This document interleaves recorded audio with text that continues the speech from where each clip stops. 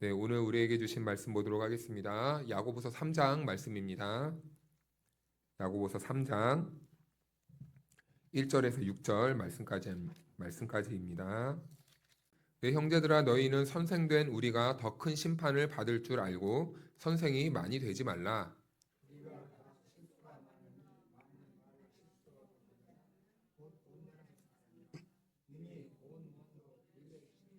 우리가 말들의 입에 재갈 물리는 것은 우리에게 순종하게 하려고 그 온 몸을 제어하는 것이라.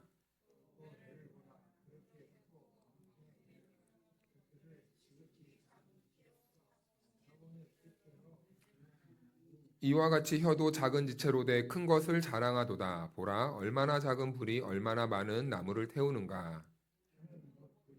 불의의 세계라. 혀는 우리 지체 중에서 온 몸을 더럽히고 삶의 수레바퀴를 불사르나니 그 사르는 것이 지옥불에서 나느니라. 아멘. 할렐루야. 하나님의 은혜와 평강이 우리 모두에게 함께하기를 축복합니다. 네, 오늘 말씀은 주제는 언어 문제입니다. 언어 문제. 언어, 혀, 말은요 같은 개념으로 이해하는데 한국 사람들은 이것을 약간 좀 구분해서 사용합니다. 그런데 일단 우리가 사람들이 싫어하는 소리가 있대요. 몇 가지를 말씀드리면 현대인들은 무슨 소리를 가장 싫어할까요? 아침에 잠을 깨우는 알람 소리. 알람 소리가 가장 싫고 그리고 또 여름 이제 곧 있으면 여름이 다가오는데 여름 되면 우리를 가장 힘들게 하는 소리가 있다면 뭐가 있을까요? 매미 소리? 아파트 고층에 사시는 분들은 잘 모르시는구나. 모기 소리입니다. 모기 소리. 모기 소리. 모기가 윙윙 하면은 막 자다가도 벌떡 깨죠. 그리고 또 이런 소리도 있죠. 쇠 긁는 소리, 막 끽끽 하는 소리. 그런데 가장 듣기 힘든 소리는 예전에는 요즘은 화이트보드를 많이 쓰긴 하지만 옛날에는 그 분필로 쓰는 칠판 있잖아요. 그것을 긴 손톱으로 슥슥 긁는 소리. 이 소리가 정말 사람을 환장하게 하는 소리라고 합니다. 그렇다면 이제 가장 듣기 싫은 소리 말고 이제 가장 듣기 싫은 말이 있대요. 가장 듣기 싫은 말은 뭐가 있을까요? 이걸 좀 뭉뚱그려서 말하면은 좀 비교하는 말. 너 그랬지? 단정 짓는 말. 내가 너 그럴 줄 알았어. 무시하는 말. 그리고 감정을 깎아내리는 말. 이런 말들을 사람들이 가장 듣기 싫어한다고 합니다. 예를 들면은 좀 이렇게 표현할 수도 있을 것 같아요. 다 너를 위해서 하는 말이야. 다 너를 위해서 하는 말이면 말을 아껴야 되겠죠. 남들 다 하는데 너는 왜 못하냐? 남들 다 하는데 너는 왜 못하냐? 남들 다 할 수 있으면 우리가 이런 고생 안 하겠죠. 각각 하나님이 각각 다른 은사를 주셨는데 우리는 때때로 본인이 원하고 본인이 좋고 개인이 참 이렇게 화려하다라고 생각하는 그런 딱 보면요. 그게 삶의 딱 목적이 되고 이게 기준이 돼 버려요. 그래서 우리가 다른 사람한테도 왜 너는 이렇게 못하냐? 라고 이렇게 말을 할 때가 있다고 합니다. 그리고 또 이런 말도 있어요. 아유, 그 정도 가지고 왜 징징대냐? 왜 힘들다고 하냐? 여러분, 근데 그 사람이 힘들면 힘든 겁니까? 안 힘든 겁니까? 힘든 거예요. 왜 남의 감정을 왜 우리가 평가하려고 하죠? 네. 그 정도 가지고 왜 힘들다고 왜 하냐? 나 때는 말이야. 그러면서 이제 막 설교가 막 장황하게 이어집니다. 힘들면 힘든 겁니다. 네. 그리고 또 내가 너 그럴 줄 알았어. 내가 너 지금까지 하는 거 보아하니까 내가 너 그럴 줄 알았다. 알았다. 이렇게 하는 거죠. 아직 끝나지도 않았는데 모든 것이 다 끝난 것처럼 단정을 지어서 딱 결론을 지어버리는. 그런데 반대로 가장 듣고 싶어 하는 말이 있다고 합니다. 우리 옆에 분들을 한번 바라볼까요? 수고했어. 잘하고 있어. 괜찮아. 네 편이야. 그리고 중요한 말이 있어요. 우리가 이걸 잘 안 해요. 너무 가깝다 보면은 우리 다시 한번 해보시죠. 고마워. 사랑해. 나는 널 믿어. 네가 있어서 참 좋다. 또 요즘 젊은 이들에게 필요한 말이 있습니다. 천천히 해도 괜찮아. 네, 천천히 해도 괜찮아. 너무 조급한 시대를 살아가니까 막 몰아붙이는 거예요. 근데 그럴 때일수록 천천히 해도 괜찮아 라는 말이 참 필요하다고 합니다. 그리고 지금 그 자리에만 있었던 것, 잘 견뎌준 것만으로도 고마워. 그래서 이런 말이 있잖아요. 예전 어른 세대보다 오늘 시대가 더 못 산다는 거 아십니까? 옛날 어른들은 지금은 왜 이렇게 풍족한데 왜 이렇게 못한다고 하는 거야? 근데요, 아니래요. 심리적으로나 그리고 여러 가지 환경적으로나 과거의 어른 세대보다 오늘날을 살아가는 청년 세대들이 더 가난하고 더 못 살고 있대요. 아무리 노력해도 안 된다는 시대. 아무튼 이런 시대일수록 우리가 어른들이 아니 왜 이거를 못하냐라고 말하는 게 아니라 그래 요즘 같은 힘든 시대에 자리만 지키는 것만 해도 참 대단하다. 잘했다. 지금까지 잘 살아줘서 고마워. 이런 좀 토닥이는 말과 위로의 말이 필요하다라고 해요. 그렇잖아요? 요즘 얼마나 세상이 각박합니까? 얼마나 많이 치열합니까? 1등만 알아주는 이 시대. 근데 1등이 되기 위해선 또 부모도 잘 만나야 돼. 이런 말도 있잖아요. 금수저, 다이아수저. 금수저, 다이아수저는 누가 주는 겁니까? 날 때부터 갖고 나는 거잖아요. 부모님들이 물려주는 거야. 그러니까 요즘은 금수저, 다이아수저도 아니면은 공부도 못해요.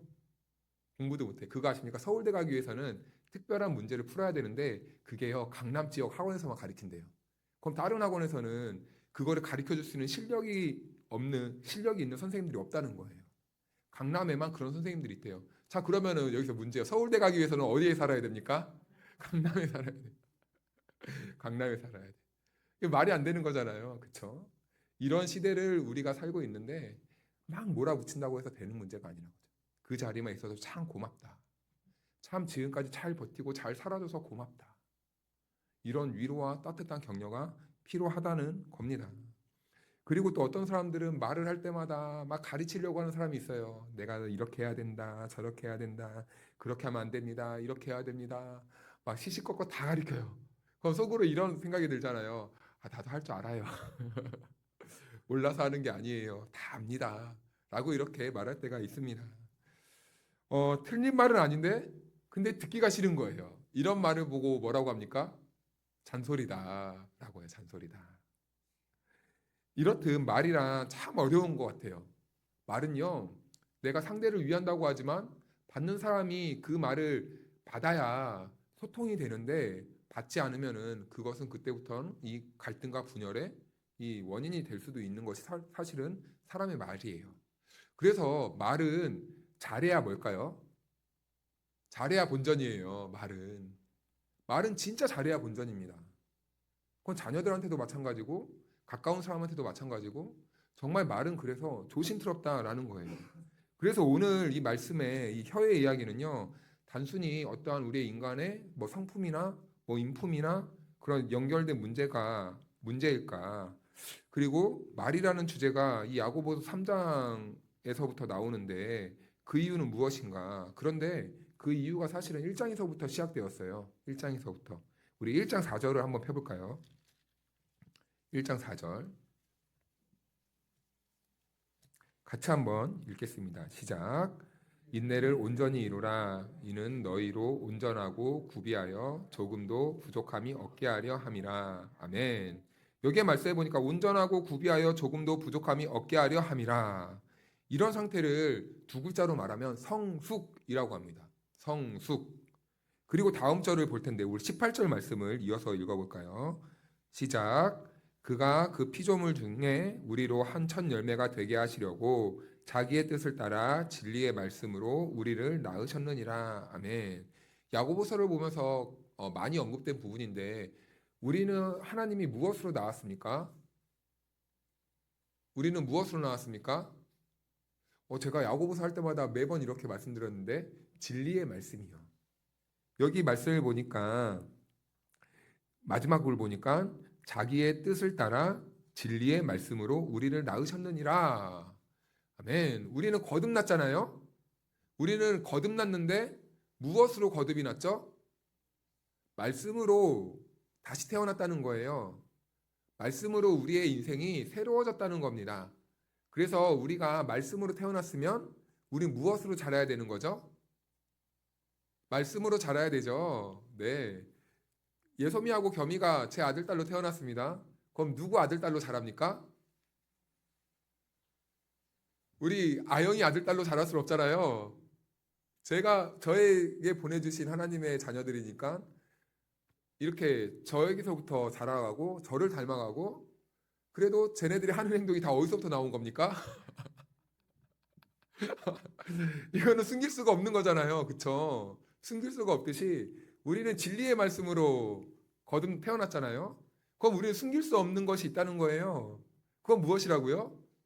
우리의 삶이 말씀으로 세워질 수밖에 없다. 여러분들은 말씀의 지배를 받으십니까? 말씀의 통치를 받으십니까? 말씀의 통치를 받는 사람들이 바로 진리의 말씀으로 나아진 하나님의 자녀요, 백성이라는 거예요. 그래서 우리의 삶에서 끊어낼래야 끊어낼 수 없는 것이 있다면 바로 말씀을 향한 순종이다라는 겁니다. 이것은 강압이 아니에요. 강압이 아니에요. 우리 자녀들이 저를 보고 자연스럽게 배워가듯이 우리가 하나님을 보면요, 하나님의 자녀들은 하나님을 고스란히 닮아갈 수밖에 없는 거예요. 그렇죠? 이건 자연스러운 겁니다. 시켜서 될 문제가 아니에요. 우리 예소미의 황소고집이 어디서부터 나왔을까요? 그러면은 저의 황소고집은 어디로부터 나왔을까요? 맞춰보십시오. 네, 그런 겁니다. 우리는 그런 거예요.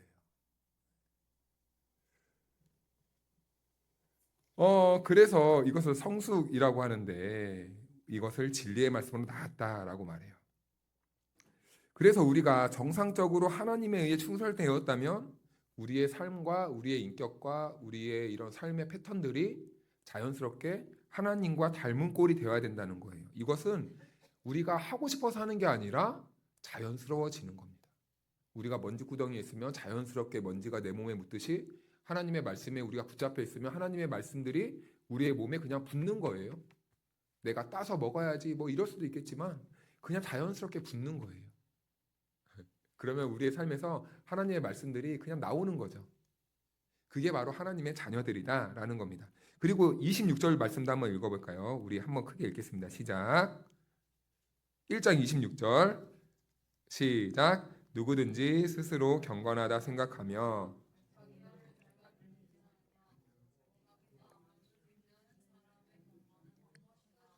아멘. 여기에 보니까 자기 혀를 재갈 물리지 않으면, 혀의 재갈을 물리지 아니하고 자기의 마음을 속이면 그 사람의 경건은 헛것이다. 그만큼 말이 참 중요하다는 것을 말해주네요. 이렇게 야고보는 이 말에 대한 심각성과 중요성을 지금 강조하고 있는 거예요. 어, 사도 베드로가 그의 이 베드로 전후서를 기록하면서 3년을 예수님과 함께 하면서 중요하게 얻은 통찰 하나가 있습니다. 그것은 무엇이냐면 제가 읽어드릴게요. 그는 죄도 범하지 아니하고 그 입술에 거짓도 없으시며. 베드로가 예수님을 보았을 때 그런 분이셨다는 거예요. 다시요. 그는 죄도 범하지 아니하고 그 입술에 뭐도 없으시다고요?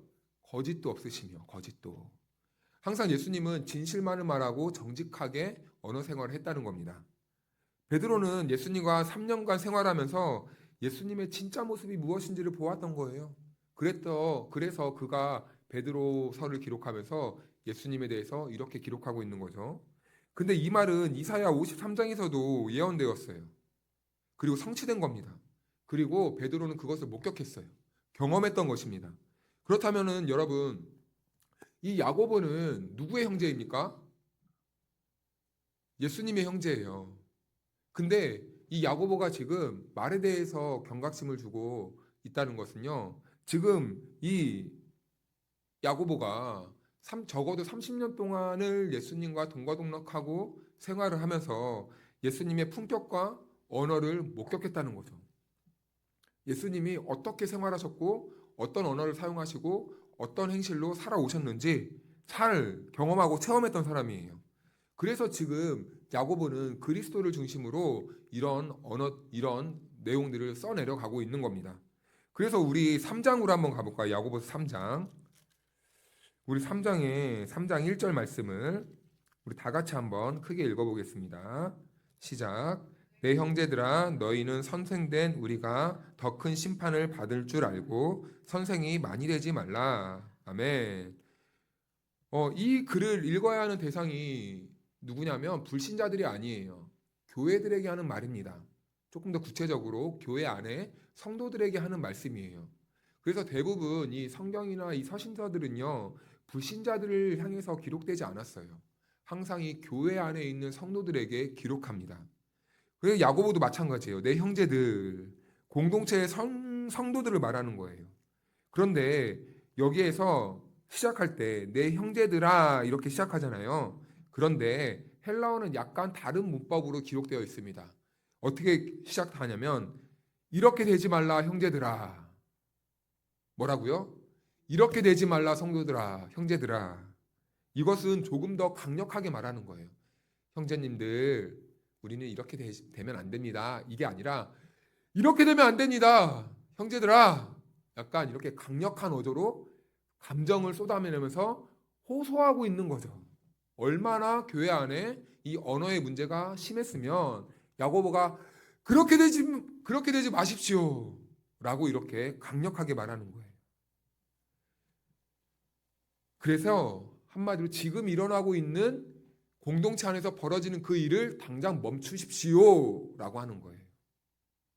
그래서 지금부터 하는 이야기는요, 불신자가 아니라 이 교회 안에 있던 성도들의 이야기를 토대로 야고보가 이 성경을 기록하고 있는 거예요. 그래서 이 말은 교회 안에 성도들에게 교훈을 주는 하나님의 말씀이지 세상 사람들에게 좋은 덕담을 하고 도덕적이고 윤리적인 측면을 가리키기 위한 그런 일반 도덕 학문이 아니다라는 겁니다. 자, 그래서 이 야고보는 이렇게 말해요. 너희는 선생된 우리가 더 큰 심판을 받을 줄 알고 선생이 되지 말라. 여기에는 이중적인 의미가 있습니다. 여기에서 언어의 문제에 대해서 제일 경계해야 되는 대상은요, 바로 먼저 우리예요, 우리 사람입니다. 말을 가르치는 자의 위치에 있는 사람들이라는 거예요. 많이 맡았으니까 책임도 그만큼 크다는 겁니다. 그래서 이 자리가 굉장히 심리적으로 압박이 오는 자리예요. 압박이 오는 자리예요. 누군가를 가리킨다는 건 그래서 쉽지 않은 일입니다. 왜냐하면 그 말에 책임을 져야 되기 때문이에요. 제가 여러분들에게 주일 잘 지켜야 됩니다라고 말해놓고 주일 안 지키면 어떻게 됩니까? 책임지지 않는 목사가 되는 거죠. 제가 여러분들에게 교회를 잘 섬겨야 됩니다 했는데 저는 제 유익과 제 취미와 제 할 일만 쫓아다니면서 말씀 준비도 안 하고 목회를 제대로 예배도 잘 안 드리고 그냥 막 빵꾸 내고 막 새벽 예배도 늦잠 자고 안 나오고 전날에 막 놀다가 막 수요 예배도 오늘 기분 나쁘니까 안 나와버리고 이러면은 됩니까 안 됩니까? 안 됩니다. 네, 이 자리에 가르치는 사람은 그래서 항상 책임을 지는 자리예요. 책임을 지는 자리. 그래서 말을 많이 맡았으니까 책임을 많이 지는 것도 당연한 것이니까 우리 성도들도 너네들도 그렇게 되지 않으려면 어떻게 하래요? 말을 삼가야 한다. 말을 조심해야 된다라는 것입니다. 바울은 디모데에게 유익한 이 유언과 같은 글을 하나 남기는데요. 디모데에게 이런 조언을 해요. 너는 진리의 말씀을 옳게 분별하며 진리의 말씀을 옳게 분별하며 이 분별하다는 말은 예전에 말씀드렸는데 길을 내는 거예요. 길을 내는 거예요. 그러니까 성도들이 주께로 올바르게 갈 수 있도록 말씀으로 뭘 내라는 겁니까? 길을 내라는 거예요. 그럼 성도들은 그 말씀을 붙잡고 따라가면 어떻게 돼요? 주께로 가는 거예요. 그래서 말씀을 맡은 사람들, 말씀을 가르치는 사람들은요, 이런 책임이 있는 겁니다. 내가 잘못된 길로 인도하면요, 따라오는 성도들은 어떻게 되는 겁니까? 내가 구역에서 구역원들에게 아니면 어떤 소그룹 모임에서 말씀을 가리켜요. 근데 말씀을 제대로 분별하지 않고 잘못된 것을 가리키면 어떻게 됩니까? 잘못된 길로 가는 거예요, 그 구역원들은. 그래서 말씀을 맡은 자나 그리고 말씀으로 어떠한 것을 가리키려고 하는 사람들은요, 사사로이 자기 감정이나 자기 생각이나 자기 뜻과 자기 객관화 자기가 생각하는 것들로 풀어내면 안 되고 하나님의 말씀이 정확하게 무엇인지를 분별할 수 있는 분별력을 가져야죠. 그래서 그 자격을 가지고 올바른 길로 인도해야 된다라는 거예요. 자기 생각과 자기 방법으로 막 이끌어 가서 많은 사람들을 현혹한 단체가 있다면 어디가 있을까요? 우리 순천에 신천지가 있잖아요. 신천지가. 그래서 제가 가끔 말씀드리는 게, 만약에 교회를 어디 가야 돼, 만약에 다른 지역을 이사를 가시거나 자녀들을 교회를 이렇게 좀 소개를 시켜주거나 아니면은 다른 교회를 가야 될 일이 생기면은 잘 모르겠으면은 뭐만 생각하면 되냐면 우리 교회 교단 마크만 기억하시면 됩니다.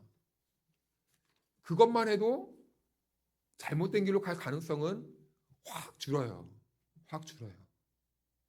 그래서 사실은 이 교단이라는 게 좀 중요하긴 합니다. 그 신학의 배경이라든지 그 신앙을 해석하는 방법이라든지 그리고 또 이게 학교마다 이 신학마다 그런 게 있어요. 그 추구하는 그 주석서가 있습니다.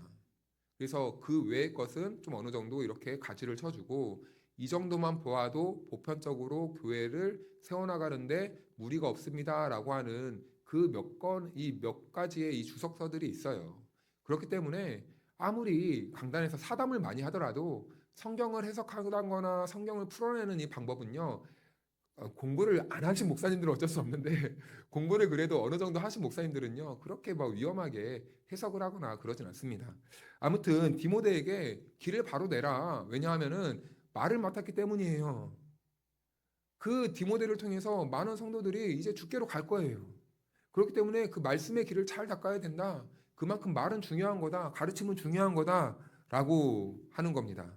그런데 여기에는 실제 이들이 목표가 아니에요. 그들도 주의해야 하겠지만 그 당시에는 사실은 직분이 좀 모호한 시대였습니다. 이게 무슨 말이냐면은 그 당시에는 지금은 우리가 학교에서 교육을 시키고 그리고 정당하게 고시라는 것을 봐서 그리고 이 사역자로 안수를 주는 이런 제도가 있잖아요.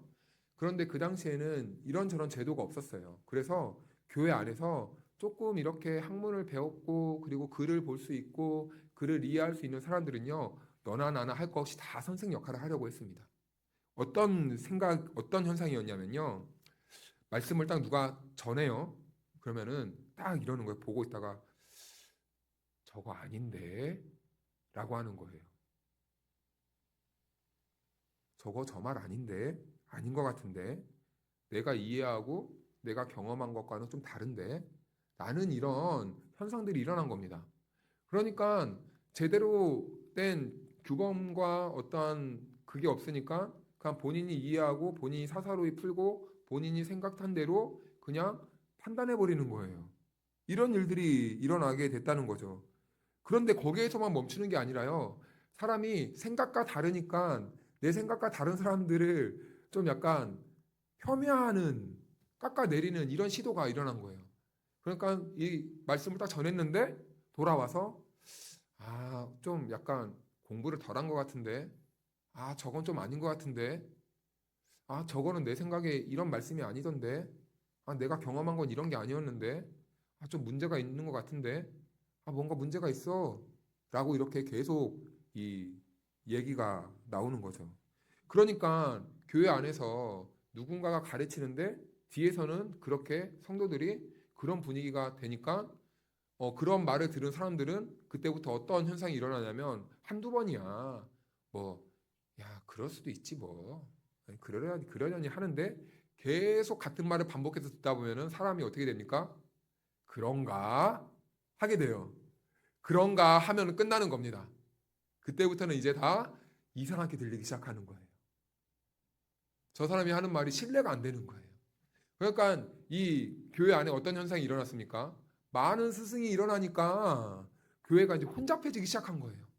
너나 나나 없이 다 네 말도 맞고 내 말도 맞다고 해버리니까 뭐가 기준인지도 모르는 거예요. 이건 근데 오늘날에도 마찬가지죠. 우리 교회 안뿐만 아니라 요즘은 절대 진리라는 게 없어졌습니다, 여러분. 다 진리도 보편화돼 버렸어요. 우리는 어떻게 말합니까? 네가 하는 말도 맞고 내가 하는 말도 맞고 그래 네가 하는 말이나 내가 하는 말이나 어떻게 다 알 수 있겠냐. 우리도 다 천국 갈 수 있어.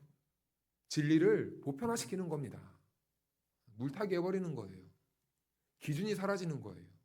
어디로 가야 될지 모르는 거예요. 그런데 이런 좀 제가 크게 큰 틀에 설명을 드렸지만 그런 작은 현상들이 교회 안에서 일어났다는 거죠. 가르치는 스승이 세워졌는데 그 사람이 하는 말을 뒤에서는 아이 그거 아니고 아직 잘 몰라서 그래. 이렇게 해야 돼. 이게 맞아. 라고 이렇게 끌고 가버리는 겁니다. 그럼 그때부터는 교회가 선한 의도든 선하지 않은 의도든 갈라지게 되고 분열이 일어나게 되고 잘못된 이런 혼선이 일어나게 된다는 거죠. 그러다 보니까 이 야고보서가 글을 쓰던 시대에는 첫 번째로 공동체, 교회 안에서 혼란과 위기가 있었다는 거예요. 그래서 야고보는 멈추십시오 라고 한 거예요. 교회에서는 그러면 안 됩니다 라고 말을 하는 겁니다. 그것은 바로 이 말, 사람이 가장 쉽게 하는 이 말 때문에 에이 그거 아니야 라는 이 말 한마디가 공동체를 완전히 뒤집어 헤집어 놓은 거죠. 그래서 이 부분에 대해서 아주 강력하게 지금 경고를 하는 거예요. 그러면 안 된다. 그런데 여러분 그거 아십니까? 인류가 처음에 타락했을 때도 바로 이 말 때문에 타락한 거 아십니까? 말. 우리 구약 성경을 한번 가볼까요? 손가락 띄워 놓으시고 3장 12절을 한번 가보겠습니다. 창세기 3장 12절.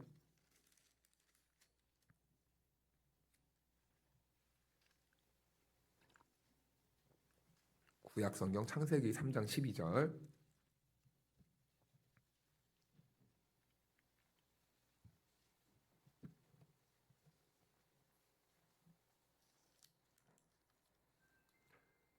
우리 다 같이 한번 읽어볼까요? 시작. 아담이 이르되 하나님이 주셔서 나와 함께 있게 하신 여자 그가 그 나무 열매를 내게 주므로 내가 먹었나이다. 아멘. 아담이 범죄했습니다. 그리고 나서 처음으로 하나님의 질문 앞에서 타락한 심성을 가지고 꺼내놓은 자기 표현이 바로 이 말이에요. 두 가지를 말하죠. 너는 왜 그랬니? 그러자 하나님이 이렇게 묻자 나와 함께 하신 여자가 그 나무의 열매를 내게 주었나이다. 이것은요, 여자에 대해서 지금 아담이 어떻게 하는 것처럼 보입니까? 핑계하는 것처럼 보이죠? 핑계하는 것처럼 보여요. 그런데요, 가만히 잘 보면요, 이것은요, 아담이 하와에게 책임을 전가시킨 게 아닙니다. 이것은요, 아담이 어떻게 말하냐면, 하나님이 뭐래요? 아니, 아담이 이르되 하나님이 주셔서 누굴 주셨다는 거예요? 여자를. 자, 그럼 지금 아담은 여자를 핑계대는 것처럼 하지만 결국엔 누구에게 지금 그 책임을 떠넘기는 겁니까? 하나님에게. 하나님에게 지금 떠넘기는 거예요. 아니, 하나님, 제가 이러고 싶어서 이런 게 아니잖아요. 아니, 나는 안 그러고 싶었다니까요. 아, 그런데 하나님이 저에게 여자를 보내주셨잖아요. 근데 그 여자가 저를 유혹했다니까요. 그러니까 하나님이 책임져야죠. 아, 하나님, 왜 저는 이런 남편을 만났습니까? 아, 하나님, 왜 저에게 이런 아내를 주셨습니까? 아, 하나님, 왜 저에게 이런 부모를 주셨습니까? 하나님, 왜 제가 이렇게 감당하지 못할 자녀들을 주셨습니까?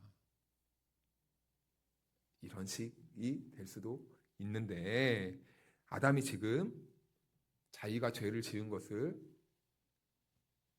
하나님께 책임을 전가하고 있다는 거죠. 그래서 이것이 바로 인류의 죄라는 거예요. 이중적인 죄가 벌어졌어요. 아내에게 책임을 전가하면서 진짜는 하나님께 책임을 전가하는 거예요. 아담은 그러니까 완전히 나쁜 사람이네요. 자기는 책임이 없대요. 근데 그렇게 유혹했어도 먹은 건 누구입니까? 아내가 이거 한번 먹어봐. 맛있어. 하나님처럼 될 수 있대. 했을 때 직접 먹은 건 누구예요? 그러면은 제대로 된 인간이라면 누구 책임입니까? 자기 책임인데 그것을 자기만 쏙 빠져나가려고 하나님께 책임을 다 떠넘기는 거예요. 이것이 바로 이 미성숙한 사람의 특징입니다. 근데 원래 그거 아세요? 아담이 하와를 처음에 딱 만났을 때 뭐라고 시를 짓고 뭐라고 노래하는지 아십니까? 이는 내 뼈 중에 뼈요, 살 중에 살이다. 하와를 보았을 때 그렇게 아름다움을 찬양해요. 그런데 누구와 빗대서 말을 하는 거예요? 자기와 빗대서. 내 뼈 중에 뼈요, 살 중에 살이다. 그 하나님이 주신 그 여성이 지금 나와 똑같은 그런 사람이다. 나와 같은 존재라는 거예요. 사람은 여러분 누구를 가장 사랑할까요? 누구를 가장 사랑합니까? 나를 사랑해요. 사람은 자기를 사랑해요. 그래서요, 사랑은 아리스토텔레스가 이런 말을 해요. 사랑은요, 상대를 나와 동일시 여기는 것이다. 나와 같이 상대를 여겨야 진짜 사랑할 수 있다는 거예요. 이건 무엇을 기준하는 겁니까? 그만큼 자기는 자기 자신을 사랑한다는 거예요. 우리 인간의 본성입니다. 본성이에요. 그런데 하와를 향해서 아담이 글쎄 내 뼈 중에 뼈, 살 중에 살이로다. 나와 같다. 나같이 사랑스럽다. 이런 노래고 시를 지어서 부른 거예요.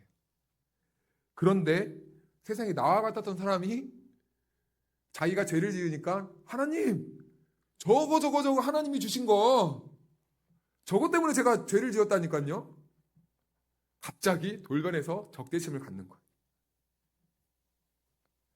그런데 우리 오늘 마지막으로 여기까지만 볼까요? 고린도전서 16장 한번 가봅시다. 고린도전서 16장. 지금 책임 없는 이 아담의 모습을 보았는데 책임 있는 모습이란 무엇인가? 고린도전서 16장 13절 말씀.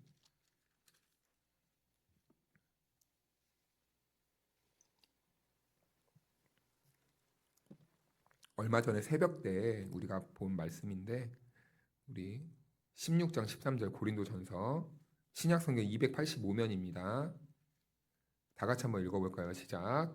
깨어 믿음에 굳게 서서 남자답게 강건하라. 아멘. 깨어 믿음에 굳게 서서 누구답게요?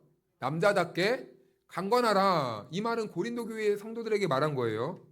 이 말을 우리가 오해하면 안 됩니다. 여성분들은 그러면은 아니 우리가 남성처럼 힘도 세야 되고 뭐 좀 터프해야 되고 목소리도 좀 굵어야 되고 뭐 밭도 잘 갈아야 되고 뭐 힘이 세져야 된다는 건가? 아니 그러면은 성경은 남성 중심의 지금 이 교육을 시키고 있는 건가라고 이렇게 생각을 할 수 있겠지만 여기서는 그런 말이 아닙니다.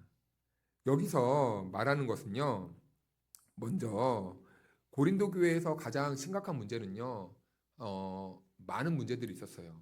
오전에도 말씀드렸지만 뭐 파당도 갈리고 뭐 우상 숭배도 있고 뭐 교회 안에서 뭐 여러 가지 문제가 있었는데 그런데 그것을 바울이 가리켜서 뭐라고 말하냐면요. 너희가 아직 어리다라고 말해요. 우리는 그런 모습을 보면요. 에이, 틀렸어 라고 단정을 하겠지만 사도 바울은 그렇게 접근하지 않고 아직 어려서 그래 라고 이렇게 말해요. 우리가 어린아이들을 이해해 줄 수 있는 그런 마음이 가질 때가 아직 어리니까 잘 모르니까 이게 있으면 우리가 어린아이들을 이해해 줄 수 있잖아요. 그렇듯 바울은 고린도 교회 성도들을 미성숙한 모습을 보면서 아직 자라지 못한 결과라 여기고 너그럽고 긍휼의 마음으로 그들에게 아직 어리다라고 이렇게 표현을 합니다. 그런데 어림의 반대는 무엇입니까? 성숙이에요, 성숙. 성숙함입니다. 그래서 히브리 사람들이 성숙하다는 말을 사용할 때요. 어떤 말을 사용하냐면요. 남자답다라고 사용하는 거예요. 그래서 여기에서 이 깨어 믿음에 굳게 서서 남자답게 강건하라 이 말은요. 너희가 성숙해라 이 말입니다. 이 당시 사람들은 이렇게 다 이해를 했어요. 자연스럽게. 그렇다면 여러분 우리 그리스도인들이 성숙의 모델로 삼는 분이 있다면 누구실까요? 우리의 삶의 유일한 모델은 누구입니까? 최창욱입니까? 아니죠. 예수 그리스도 한 분이시잖아요. 그래서 여기서 성숙해라 이 말은요. 한 모델을 지칭해서 지금 말하고 있는 거예요. 그게 바로 예수님처럼 성숙해야 된다라는 겁니다. 예수님은요. 참 놀랍게도요. 이 많은 사람들의 죄악을 담당하시면서 아담처럼 아유 제가 죄 때문에 지금 이 지경이 됐다니까요. 그랬습니까? 아니에요. 아, 나 쟤 때문에 지금 나는 아무 생각 없었는데 쟤네들이 나를 막 이렇게 축켜 세우더니 막 메시아처럼 이렇게 추앙을 해가지고 내가 나도 모르게 정신을 차려보니까 지금 여기 있어요. 아, 저 죄 없습니다. 이렇게 했습니까, 예수님이? 아니에요. 끝까지 어떻게 하셨습니까? 침묵하셨어요. 무엇처럼요? 도사창에 끌려가는 어린 양처럼 조용히 끝까지 침묵하셨다는 겁니다. 그 말은 무슨 말입니까? 우리들에게 책임 전가하지도 않고 우리들을 욕하지도 않고 모든 죄에 대한 결과와 책임을 지금 누가 다 짊어지시겠다는 겁니까? 예수님이 다 짊어지시는 거예요. 그래서 예수님은 십자가에서 돌아가십니다. 아담과 예수님의 모습을 비교했을 때는 너무나 확연히 다르죠.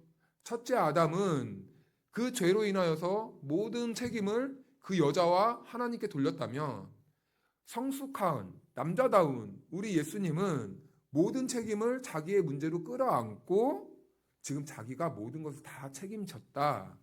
이렇게 말합니다. 그래서 예수님의 이런 모습이, 책임지는 이런 모습이 바로 우리를 구원하기 위해서 감당해낸 그 예수님의 그 책임감 있는 모습이었다는 거예요. 그래서 이것은 전부 언어의 타락으로부터 시작됩니다. 우리 인간이 누군가의 계속 핑계대고 누군가의 탓을 하는 것. 그래서 제가 이렇게 사람들, 이렇게 좀 젊은 친구들하고 말하면 좀 가슴 아프지만 이런 말을 많이 해요. 벌어진 상황에 있어서 누구 탓만 해도 해결되는 거 아무것도 없어. 아프지만, 고통스럽지만 우리 살 길을 찾자. 이렇게 말합니다. 누군가에게 계속 손가락질하고 책임을 전가하면요, 문제가 해결되는 것 같고 내 속은 후련해지는 것 같았지만 결국엔 다시 돌아서 어디로 옵니까? 그 자리로 오게 돼요. 그래서 우리가 빨리 보다 더 나은 인생을 살기 위해선 아무리 누군가가 나에게 안 좋은 일을 했어도 우리는 살 길을 모색해야 돼요. 그런데 여러분, 우리 그리스도인들은 더 중요한 게 있습니다. 말로 상대를 무너뜨리면 안 되는 거예요. 돌아오지 못할 강을 넘게 해서는 안 되는 겁니다. 이건 우리가 반드시 책임감 있게 행동해야 되는 그런 삶의 모습이라는 거죠. 그래서 우리 주님을 본받아 예수님이 끝까지 책임감 있게 감당했던 그것처럼 우리도 이제는 그러한 모습으로 나가야 되지 않겠습니까? 사랑하는 여러분, 참 말이요, 별거 아닌 것 같지만 참 한 사람을 살리기도 하고 누군가를 죽이기도 하는 것 같아요.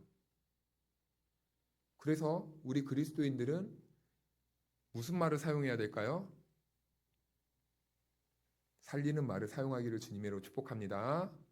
그래서 우리가 다음 주에 만났을 때는 우리가 서로를 살리는 말을 통해서 서로의 얼굴이 천사같이 빛났으면 좋겠어요. 그렇게 하실 수 있겠습니까?